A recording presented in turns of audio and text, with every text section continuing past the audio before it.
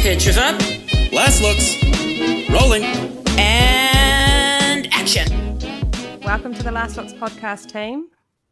Thank you. Welcome. Hi. And congratulations on your Oscar nomination for your work on the film Wicked. Thank you. Thanks ever so so much. And the work being considered for the film is Makeup and Hairstyling for the overall film. Now, if you could each tell us your name and what your position on the film was. Francis, we'll start with you. Frances Hannon, hair makeup designer and prosthetics. I'm Sarah Nuth, and I'm one of the key hair and makeup artists. And I'm Laura Blount. I'm the hair and makeup crowd supervisor. Wonderful. So I would love to know, when you first heard the news that you'd been nominated, what are some of the first thoughts that come to mind? So kind of talk me through your experience of finding out. I was having lunch with my husband at the time and somebody said it had started. I'd forgotten about it. And I turned on as Bowen Yang put us on, did the makeup and hair list. So it was a lovely way to hear about it. How did I feel? I felt honored to be recognized because the films we are with, nominated alongside, are so extremely different. So I was glad we made the list. Yeah, and amazing timing to just happen to turn it on and there Exactly. was your category. That's At awesome. the moment, yes. Let Sarah go next. Yeah. I found out from Fran, actually, who sent me a message. I've got a little one at home who was in the midst of teething, so my brain was very much elsewhere. So that was a really lovely message to receive. And yeah, the same, really, just very honoured. I mean, it was such a amazing collaborative project and such an ensemble and so much work that went into it and amazing vision that I'm just really, really pleased for everybody involved that they, to have that recognition. Very cool. I was actually at home with the flu with my two little girls. So we watched it together. And it was really emotional, actually. I didn't think that I would be that overwhelmed by it, but I don't know whether it was the flu that was contributing to it. But to have my little girls there with me, to have this sort of monumental moment in your life, it was really special. And those sort of peers recognizing your work, people that you've admired for years, I think it just got to me. And a few tears were shed. Yeah, absolutely. And what a contrasting feeling of just like your body absolutely feeling like crap through to that kind of news coming in. That's amazing. Yeah, I think I opened the champagne even though I wasn't feeling 100%. Oh, yeah. I mean, it's got to be done, right? That's awesome. So if you could talk us through 3 characters, makeup and hair-wise, from kind of research and development through to daily application, that would be amazing. I guess the biggest one to start with would be finding the green and alphabet, because until we'd found the green, there wasn't really any moving on with everything else that had to be designed. At the stage, I'd started by myself, so it was in the very early days, and I started with getting in models and with the right skin tone and trying to find it. But obviously we had the stage production as a guide, but not a guide because we couldn't copy the stage. And there was the original film as well just to show us interest and pointers, but with finding the actual color for Cynthia's skin was the hardest thing. So we started finding the green, found the green, but then we couldn't make the green work in all the various lighting situations. So it was the discovery of the neon yellow that made the green come alive on her skin and not look like she was face painted. So once it was incorporated, David Stoneman, who I'm sure you know, as everybody around the world does in our job, he put the neon base he had the neon base, he put the green into the neon base, and it was just a few drops of neon, and that brought her alive. So once we cracked that, we'd already discussed with Cynthia. I'd found some amazing references on microbraids and sent them to John, and this was before Cynthia was ever in the country. And I know Cynthia loved them straight away. But Cynthia's speaking, of course, she's speaking about having found the microbraids and the foundation with how it sat with her and how for her heritage and everything else. So it was something that once it went to her and it was what she wanted and it was what she was going to bring to the table, we didn't have to look for anything else outside of it. And Elphaba's character is really simple and not vain. So her design through her story arc for both films is to keep it really simple, very few changes, not into herself. And her growth, the visual changes we show in her growth is she's very tight and everything's very close to her head when we start opening at Shiz, and her big braid and that, which was a nod to the theatre production. And then as Elphaba's lack of vanity, really. So her story arc was that there weren't that many changes. And with regards to her nails, like the Margaret Hamilton character in The Wizard of Oz, that was a nod to that. But it was also very much a part of Cynthia's life. Though one has to say now, and I think all the girls will agree, they're 10 times longer than they were when we first met Cynthia. And that was long then. But it's been a real development, both for Cynthia personally, but also for her character. But our nails were simple too. But then once those basics were laid out and the storyline was there, within Cynthia's growth of Elphaba, there was growth and there were changes, and it was very organic. And what Cynthia then felt every day was also then into our mix of her visual art. But with regards to her process every day, just as a guide, it started, we used, as you can see from the film, we did the head, neck and hands every day, starting with, say, with the look at Shiz. So David Stoneman, we found the green and it was camera tested and everything prior to her artist coming on board. But we had some wonderful artists with her, and there was, for her makeup as Alice Jones, and her hair was Sing Camp, and her Olivia Gerard put on her little prosthetic ears to cover her piercings and also help with the green. And Sinead put in we had some green contact lenses, which I got off the shelf. They weren't bespoke ones. That sort of finished the look. But we started every day tattoo transfers for her eyebrows because she's no hair. She shaves her hair and her eyebrows.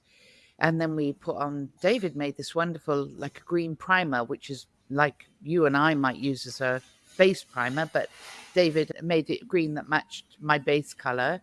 Then she was airbrushed with her bespoke green. Then she had her little freckles added. Freckles were sometimes added before and then after. It varied on the moment. It would depend on if they wanted to soften them back or not. But the freckles was something I'd used in my past to make people look. If you want to give a span, you get an age group and then you make them look younger, and then you can give them a longer arc for their getting older. And freckles was something that's a very just one thing I'm sure we all do that adds a bit of youth, and usually you can fade it off or get rid of it as you're shown time passing. But Cynthia loved it so much, she kept it right through to the very end of the film, too, which is one. But then contouring, lipsticks, eyeshadows, and all that had its own development. And I'm sure everybody's seen when Cynthia's YouTubing getting ready, and she likes to do her eyes and her lips, and that varied as well.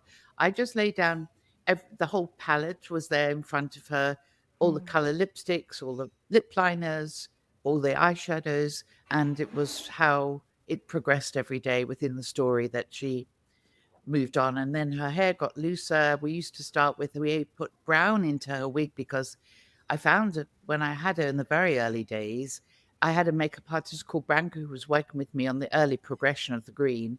And we did her green. I got Cynthia for one day. We did her green and I put black stock wig on. And it was extremely harsh and it aged Cynthia immediately. So within the make of her wigs, we went for 3 or 4 shades of brown to soften for her younger and shorter. And then as she progresses, which you see at the end of the first film, the wig goes much darker and longer. And also the hair gets looser. And we had our wigs once they were made, so they were made like an 8 to 10 inch short afro.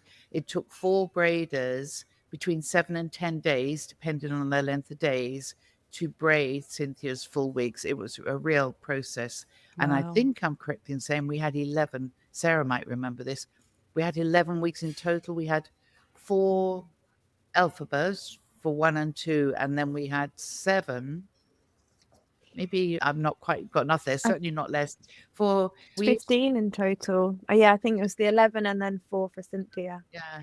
We had stubbles. I know Cynthia says nobody did stunt her or double for her, and she's not wrong, but it's just we had to get them all ready, and we would film it all for if then Cynthia would come and do it, but there was always like a backup all the way through.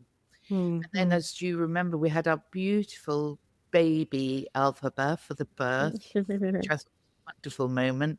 We didn't make the baby, the props department did, but I matched it to the skin.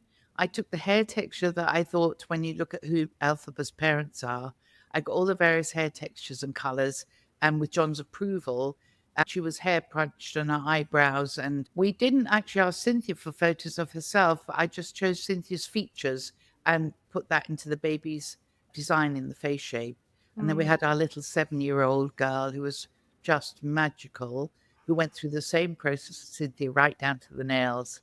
Wow. And then our real lady. So that's Elphaba encompassed in one long roughly 2.25 hours each day, but the girls got it down somehow, some days 1:45. Often, as you know, depends on how the artist is, if they're late or early, how they feel that day, if they want to be slow or quick. So there's everything that's personal that we all take into account when we're doing a work like this. Absolutely. Well, Sam Cox made the wigs. We did have them made early. There were some made early in America, but when we got them, Cynthia wasn't keen, so we went to... Sam had made some wigs for Cynthia prior, so he had a head shape, and Cynthia was very late in because of her other commitments. So obviously she was in with us because she had dance routines and everything to learn, but our access wasn't as much as we would like. I brought him over the bespoke green, which was made by then, and Sam dyed his hair lace. I think he used the bog standard Dylon for nylon, fabric dye. And Cynthia's head is, if you were to take a standard block, she's only a 50. She's not a standard 50 shape, but she's only a 50 head, which is, as we all know, is absolutely teeny tiny. And he made her a wig within days. It got braided the quickest braiding, but it wasn't pushing it. It wasn't like it was just to get it out there. It just made it so that when she was airbrushed, we didn't have to go the whole of her head. The green, that amount of green with the braiding, when you could see when the camera showed into it, it looked like it was her skin. She didn't have to be completely sprayed and then the wig go on top of it. Oh, that's great. And it blended away very easily, and she had the little edging, so the edging helped to knock off anything that, if there was going to be a problem on the lace, the edging just diffused it all.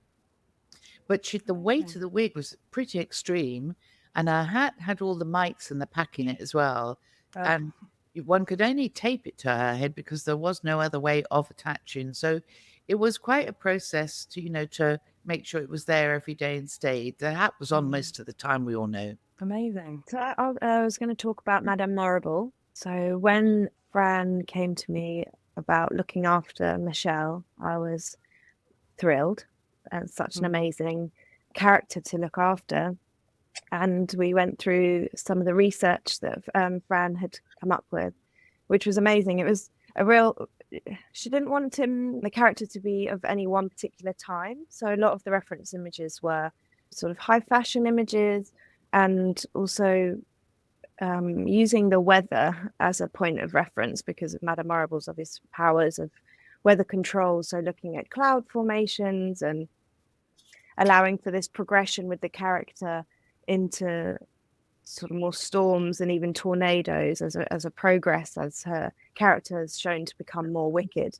So some of the high fashion images were amazing. They're all these sort of incredible, effortless structures that work in a snap of a photograph, but trying to figure out how to create that look and that illusion of basically like the wind holding it up with no infrastructure and no sort of overly structured pins and grips and things, but having it last for 12 hours on a filming day. So that was, I think, probably one of the main challenges, I guess. And also trying to create a visual that is influenced by all these things, but it won't look dated hopefully in time, because it's not hooking on any particular period of time.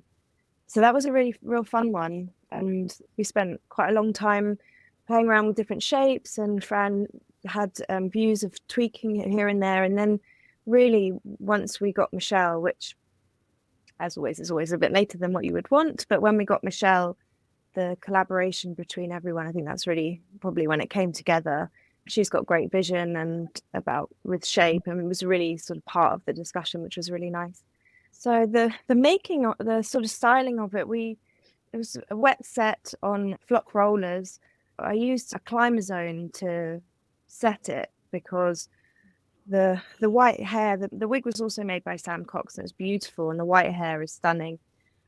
But as I'm sure a lot of people know, white hair has a real tendency of changing its tone and could end up heading down towards yellow. So trying to keep that tone correct the whole way through, avoiding any sort of chlorine and any washing of it, but also using the climber zone as a real gentle heat, and then avoiding as much heated tools on it as I could, really, because I would sort of use the straighteners just for the odd bit, but it would be like a gentle tapping. Anything too strong and it would go yellow, and you almost have to start again.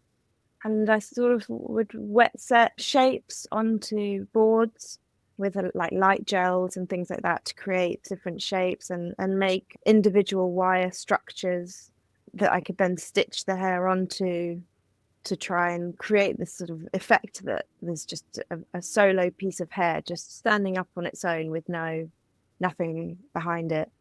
Yeah, I mean, to be honest, I would go into the crowd room quite often and surround myself with Laura and her team, just absorb the creativity of that room to dress my wigs, which I really enjoyed. And then I guess the other challenge is she had the most spectacular costumes, but a lot of them had very high collars, which, as we know, can sometimes cause a little bit of disturbance at the back of a hairstyle. So that also sort of had it's hence why a lot of her hairstyles are, especially in the first film, are all tight up at the nape.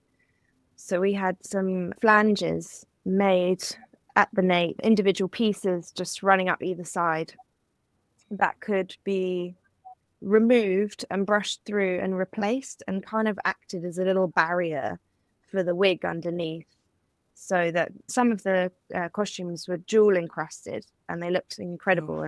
But they weren't the easiest thing to manage. They would just absorb all of the hair into them. So those little pieces at the back were kind of amazing, because as you know, once a style is all dressed up into the back, as soon as the back starts to get matted, it's very difficult to then you're looking at trying to take down the whole thing, which is, can be hours of work. So those little pieces at the back on her nape, as well as helping to disguise, obviously she's got very dark hair, so helping to disguise the dark hair of her nape, but also as a point of reference to pull off, brush through, stick back on, and try and keep everything looking flawless throughout.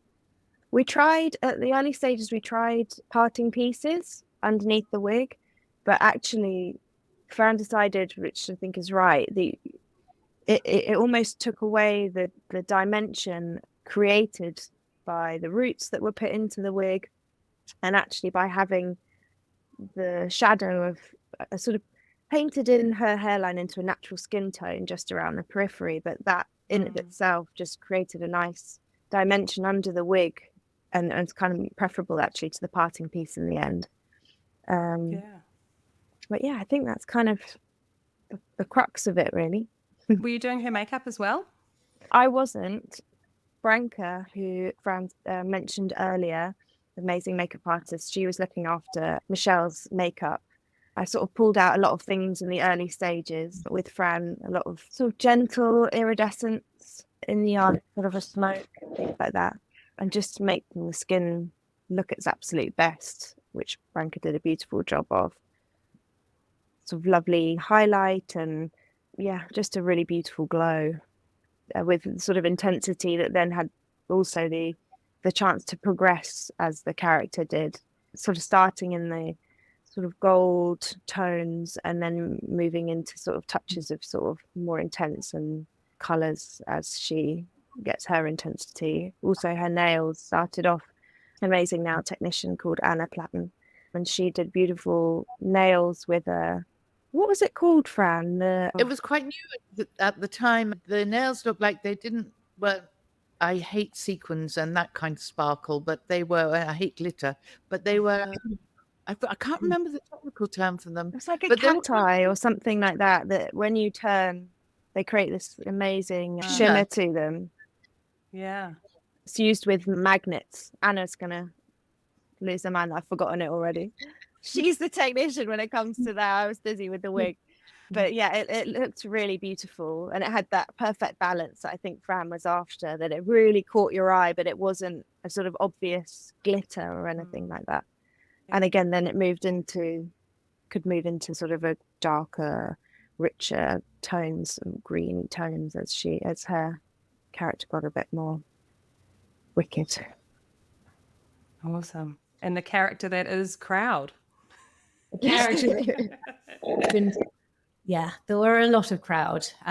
When Francis and I first started discussing the crowd, we knew that we had to sort of carefully crow up each township in Oz. So you've got, but within those townships, there are sort of subsections. So we had the Gillikens, we had the Winkies, we had the Munchkins. And I think then within that, you've got Emerald City, which is everybody coming from every direction. I think we started with the Munchkins, and they're kind of known for their agricultural roots. So Francis and John decided that they should all be red in tone. We permed, rick-racked, and coloured hundreds and hundreds of wigs to make sure that we're representing each hair texture as well.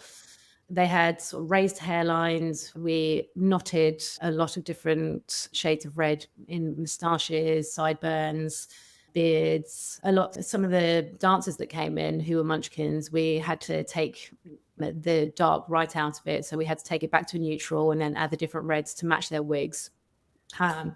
So that was those guys. And I think we also sort of created bespoke freckle stencils for each of them as well, because obviously there were so many of them. And it was a long call, but you still had to, it was tight for time. So Francis wanted to make sure that we reflected their environment as well. So their skin texture was ruddy. Francis wanted to make sure that their hands also had freckles on, and we just sort of dirtied down their nails and things because they're sort of from a working environment.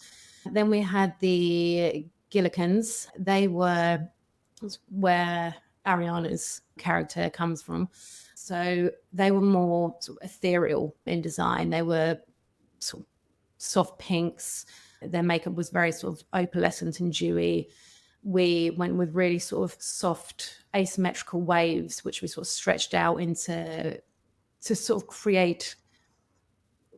I think what we wanted to do was, we didn't want it to come from any one time period, but we wanted to have something reflected in it so that we could distinguish between the Gillikens and the Winkies. So there were a lot of asymmetrical waves for the Gillikens, as opposed to the Winkies, who we based sort of loosely on 40s. So we had a lot of sort of victory rolls going on, but we would stretch the rolls and to create a different shape so that they had their own sort of place in time as well. And then we had a sort of, they all came together for sort of Emerald City. I think we used a lot of 18th century techniques in terms of building cages and things, because what we were engineering hair when it came to Emerald City. The styles were so sculptural and so statuesque, and you're kind of creating from the ground up because you're creating a sort of new type of Oz. So the cages, we built upon that sort of like 18th century technique, but forced them into really weird and wonderful shapes. And then on top of that, we created new methods like ironing Kanekalon, which you can pick up from sort of hair supplies for sort of £2-3 a packet, but we would iron it and then create hair origami. So I think in some of the scenes you can see hummingbirds and things attached to wigs, and everything is made of hair. There is nothing in there that we haven't got any artificial flowers and things, or the flowers, because I think nature was a key theme that ran throughout the film. So we really wanted to reference that. So even the Munchkins, because you had certain classes of munchkins. You had upper class munchkins and then sort of working class munchkins. So we would make a real sort of definition between the two of them as well. We had over 3,500 wigs, none of which were ever reused because the time and effort that went into making them, it took so long that you didn't have time to sort of de-rig them and then make them into something else. So the workload was huge. And I think that made me feel a little like I just went, oh God. That number, I was just like, stopped breathing for a second. Yeah, wow. I think because of the vast amount of wigs that we had, like we would source a lot of acrylic wigs from around the world, and we would strip them right back by boiling them, which essentially takes the coating off. And then you've got more of a hair texture, so you can build upon that and create so many beautiful things with them. Yeah, I think with the Emerald City, you also had sort of different groups of people. So you had in the hair salon, you had all the beauticians, and Frances, we went with a sort of more 30s look for them because we wanted them to seem quite uniform. Then we had the ballerina soldiers because you had Wismania, which was another separate section. So we had ballerina soldiers that looked the same. I think it was quite a last minute decision to have the 6-foot green beards. So we drafted in some more hair and makeup artists and sort of had a dedicated section we actually hand tied the weft. We sourced the green hair, hand tied the weft to make these 6-foot green beards because all of these guards were on stilts. So we made ladder pieces with this hand tied weft, and we actually, because they were all bald capped as well, we actually put a hook and eye onto the top part of the beard so that the length of it could actually be removed, because for a 12-hour filming day, you can't expect these people to be walking around with 6-foot long beards and on stilts all the time. So yeah, shoving it into a tote bag and carrying it around otherwise. That wasn't what we wanted.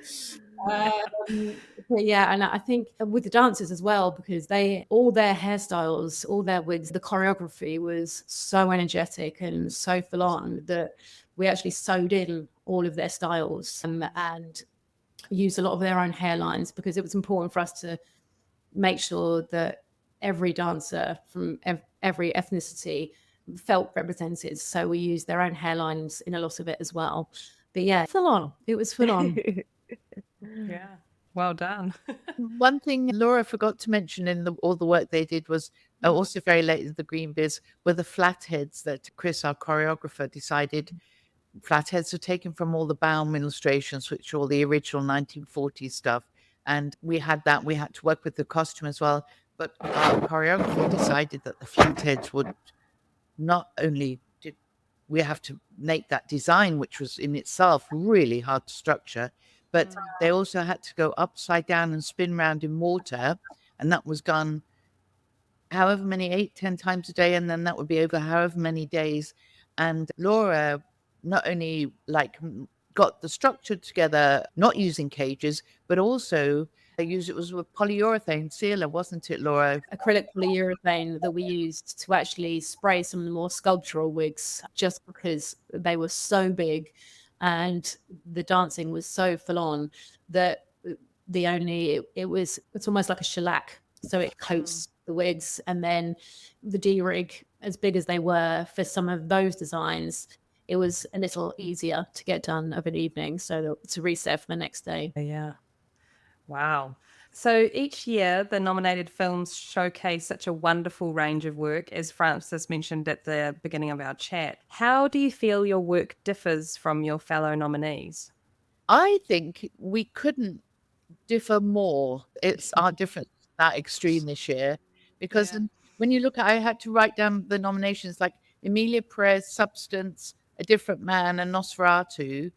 Every single one of those is based on, this is broadly speaking, is based on single characters who wear prosthetics.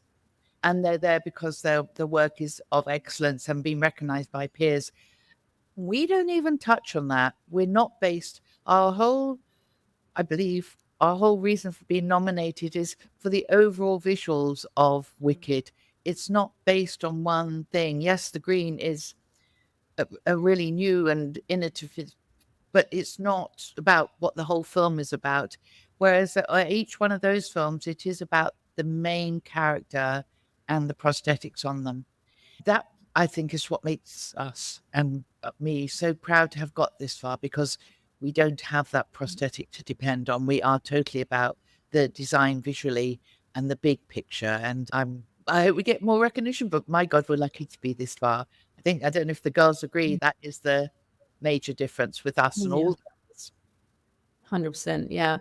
I think our film as a whole is almost like a completely different genre. I feel like I grew up with The Wizard of Oz, and I feel like with this, we could create something completely bespoke, completely unique, almost never done before. And that's what we wanted. We wanted to sort of like, it's a little bit like throughout your entire career, you've been able to pull on everything that you've ever learned, because what was sort of showcased throughout sort of all of Main Team, and Fran's horse that she'd found this dye for and things to turn blue. Like, there's so many components to the film, and I think being able to pull on everything that you've learned from all your peers in the past and use all those techniques to create something so unique and so original, I think is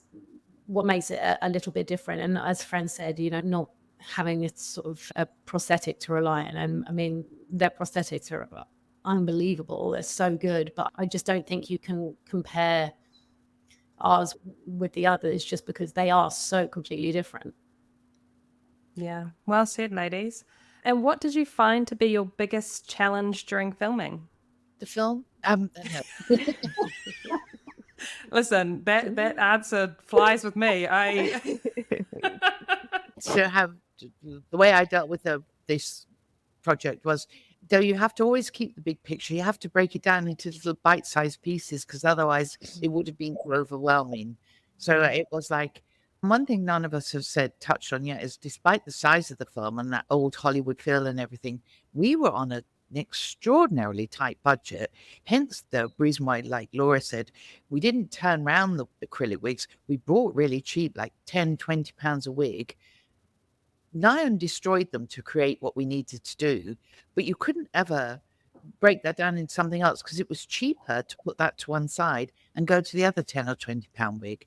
And I think people don't, because the film's huge, nobody would ever think that there was a limit of budget, and our limit of budget was extreme considering what they wanted us to achieve.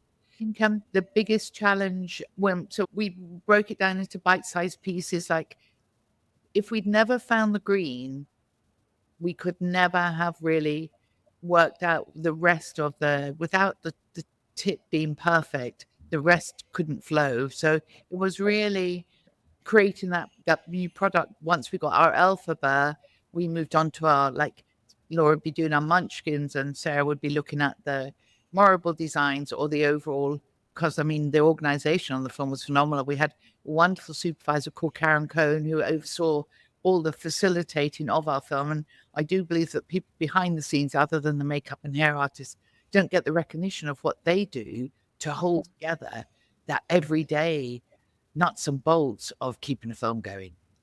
Not the, freckles or the cages or anything else. They're the ones who make sure there's 200 mirrors ready for you in the middle of nowhere.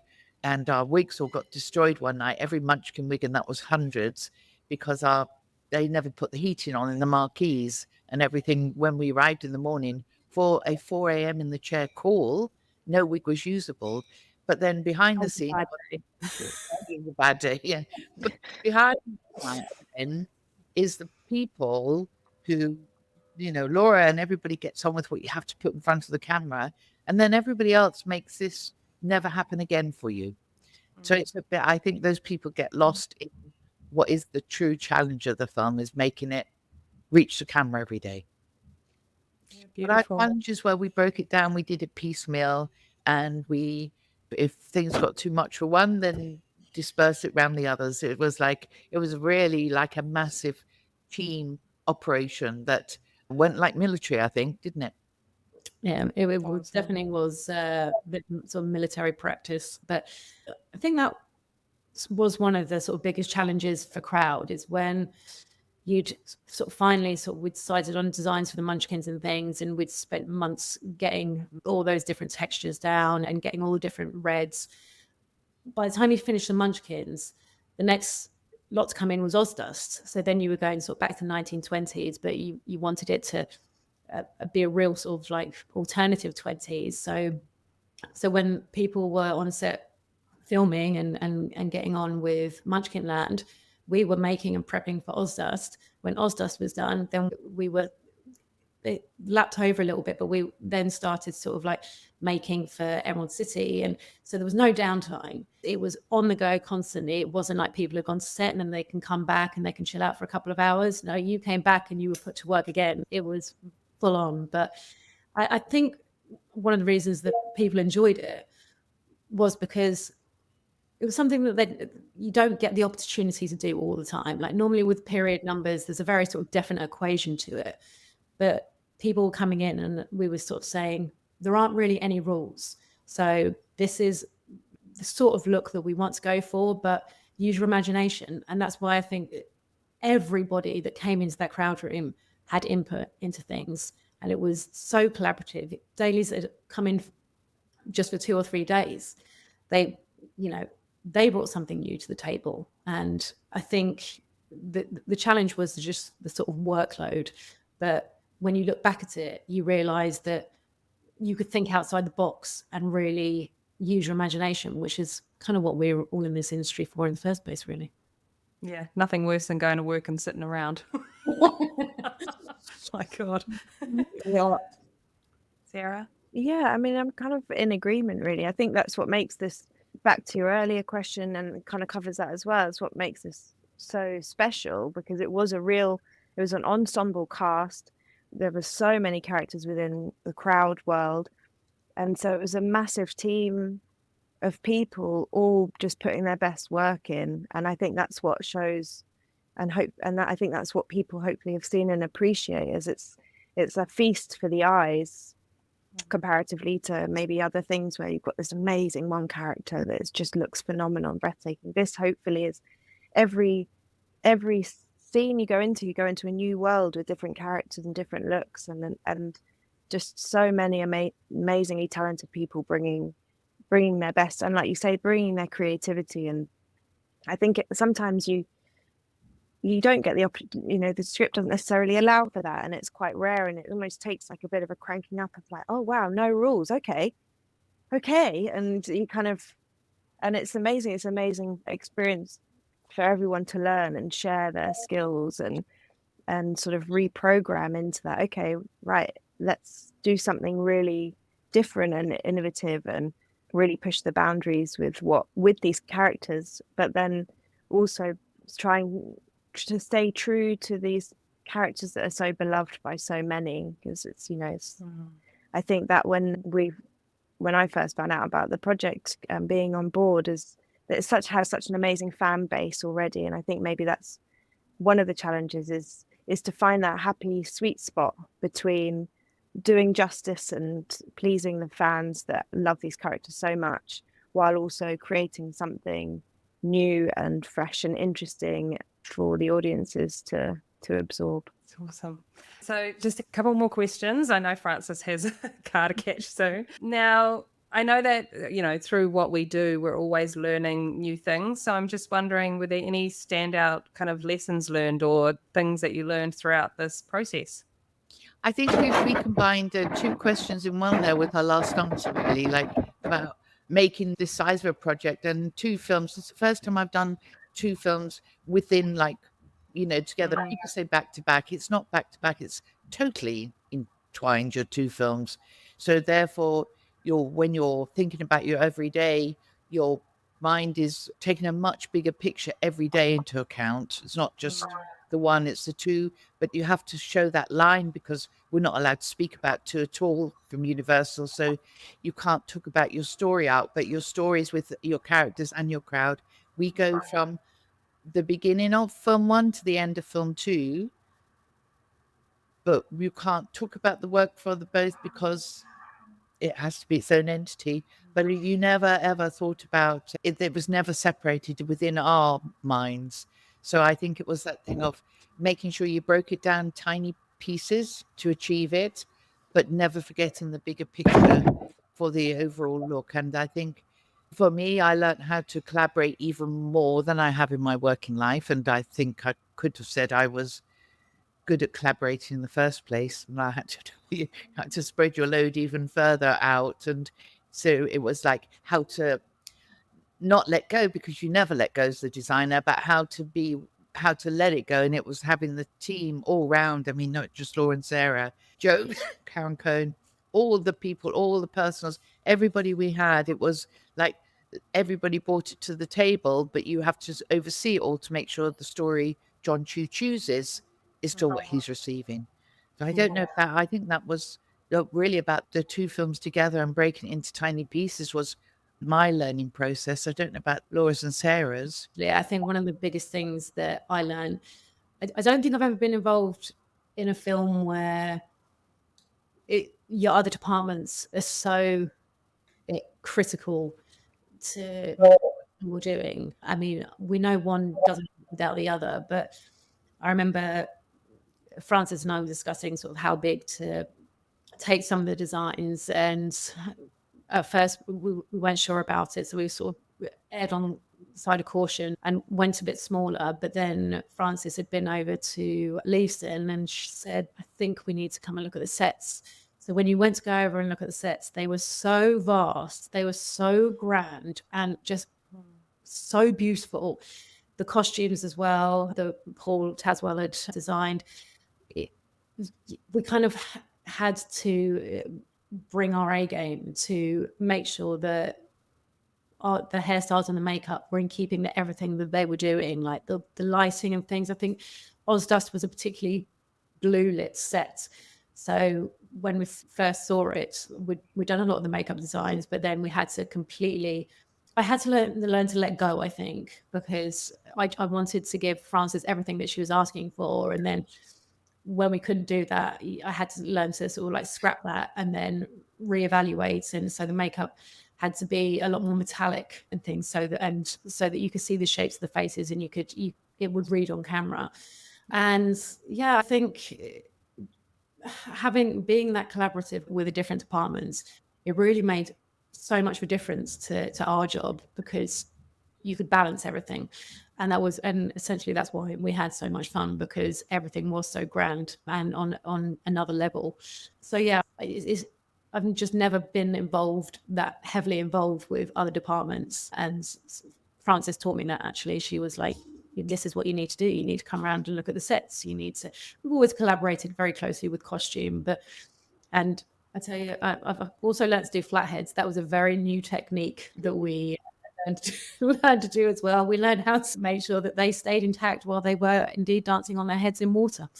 Yeah, that was a new technique, but no, it was good. Lessons learned, Sarah? Yeah, that's a tricky one. I think you've kind of said it, really. I mean, from a technical point of view, all the sort of new techniques of different products and things that you can use to try and create height and volume with longevity without it looking heavy, keeping that light and airiness. I think that was one that I was really trying to pinpoint. And yeah, just the one day at a time sort of mentality of it all, because I think from day one, if you looked at the bigger picture of what we had to achieve before the end, it would be quite overwhelming. So sort of one at a time. And I mean, we had such an amazing team, and Jo Nielsen, the other key hair and makeup artists, between the two of us, it was just such a lovely working relationship. And I think relying on, having that strong team around you that you can rely on is invaluable, really, to give you the opportunity to do that. And then one day at a time. Yeah, absolutely. And talking about of teams, and you guys have done a great job so far of naming so many people, I just wanted to give you a moment to give a shout out to those that helped you on the project, or maybe some that you haven't mentioned already. Or if I kind of start with, say, the Alphabet team, who we have mentioned, which was Alice Jones, Sim Camp, Olivia and Sinead.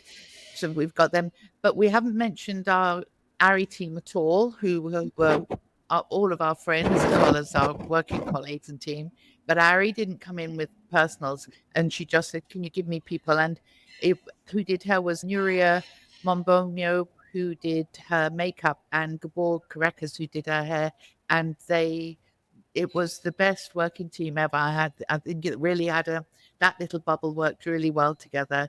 And then we had Vicky Lang, who did Wizard for the days he was with us. Jeff had a very small window in with us. Lara Prentice, who did the wonderful Jonathan Bailey, all wonderful human beings, but they were just a great team together. And then on our team, as Sarah mentioned, Jo Nielsen was my second key, who's with us for lots of the other work. She's not with us at the moment.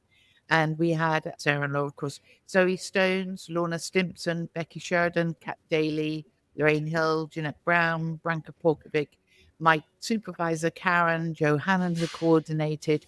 And I'd love it if Laura had a moment to mention some of my key crowd people, because they came from day one, even before Laura joined me. Laura sent them in, and they never left till after we wrapped, and they never get the usual mention. I'm sure Sarah will think, but No. Laura can name but a few. Honestly, I can't tell you. I mean, these guys, I met them all through work because we've all come from a theatre background, but new people have come in and they have ended up just greatest friends, because they're not only just incredibly talented at what they do, they're very humble, but they're sort of a support system as well, because you have those days and you want to give your best, but sometimes it's difficult, and they'll come in and they'll be like, "Come on, Blount, you've got this." So I'm just going to very quickly mention my core team, who are Jade Patterson, Gemma Flaherty, Piotr Berkowitz, Katie Martin, Alice Percival, Janine Summerhays, Ella Vanderswart, Millie Johns, Emily Rajan, Charlotte Broadbent, Lydia Noble, Shelley King, Antonia Neofatu, and my juniors and my trainees who have been with me for a long time, and I cannot and would not do anything without them, is Grace Furman, Poppy Halder, and Fiona Stewart. Oh, amazing. Sarah, we've I feel forgotten like- anyone. Yeah. I don't think so. Amazing. Okay, ladies. Well, a massive congratulations again. Enjoy the Thank ride. It's you. going to be fun. And thanks for joining me. Thank you so Thank you much. very much. Thank you for having us.